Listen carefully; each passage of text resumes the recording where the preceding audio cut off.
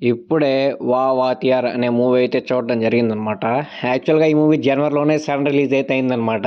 మన విజయ్ గారి మూవీ 'జననాయక్' అని పోస్ట్‌పోన్ అవ్వడంతో ఇంతకు మించి స్లాట్ మళ్ళీ దొరకదని చెప్పి వెంటనే కార్తీ గారు ఈ మూవీని అయితే తమిళ్‌లో అయితే రిలీజ్ చేశారు. తెలుగులో కూడా రిలీజ్ చేద్దాం అనుకున్నారు కానీ తెలుగులో ఆల్రెడీ చాలా మూవీస్ ఉన్నాయని చెప్పి లేట్‌గా డబ్ చేసి ఆరామ్‌సే రిలీజ్ చేద్దామని అనుకున్నారు కానీ ఎందుకో ఏమైందో తెలీదు కానీ సడన్‌గా అయితే దీన్ని ఓటీటీ వాళ్ళకైతే అమ్మేశారనమాట. ఫైనల్‌గా ఇదైతే ఓటీటీ ప్లాట్‌ఫామ్‌లో స్ట్రీమ్ అవుతుంది. నేను కూడా అయితే మూవీ చూసేయడం అయితే జరిగిందనమాట.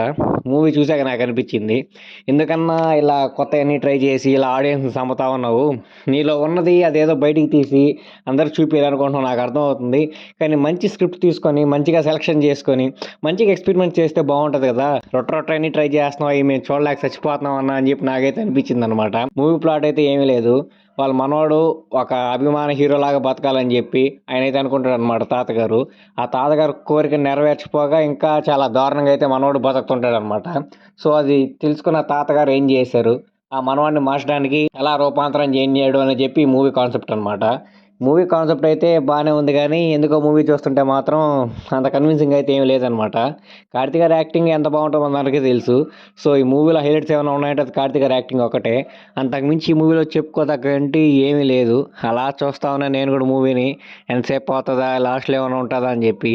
ఏమీ లేదు, సేమ్ సోది పెట్టి అలా లాగేశాడు. ఇక కృతి శెట్టి గారిని అయితే ఈ మూవీలో హీరోయిన్గా తీసుకున్నారు. ఈ మూవీలో హీరోయిన్ కూడా అంత అవసరం ఏమీ లేదు, అంత స్పెసిఫిక్ రోల్ కూడా ఏమీ లేదు హీరోయిన్కి. కానీ ఎందుకో నామకే వస్తే ఒక మూవీ కదా, మూవీలో హీరోయిన్ ఉండాలి కదా అని చెప్పి పెట్టినట్టే అనిపించింది కానీ నాకైతే. అంతకు మించి ఒక స్పెసిఫిక్గా హీరోయిన్కి ఉండాల్సిన క్వాలిటీస్ కానీ లేకపోతే హీరోయిన్ ఒక ఇంపాక్ట్ఫుల్ రోల్ కానీ ఈ మూవీలో అయితే అంత స్పెసిఫిక్గా అయితే ఏం లేదు. కాబట్టి హీరోయిన్ కూడా ఈ మూవీకి బొక్కే అనిపించింది నాకు. అలా ఏం లేదు మూవీ, నేనైతే చాలా డిసప్పాయింట్ అయ్యాను. కార్తీక్ గారిని ఇలా చూడాలనైతే నేను అనుకోవట్లేదు. చాలా ఫ్రీ ఫ్లో ఉన్న మనిషి కార్తీక్ గారు అయితే.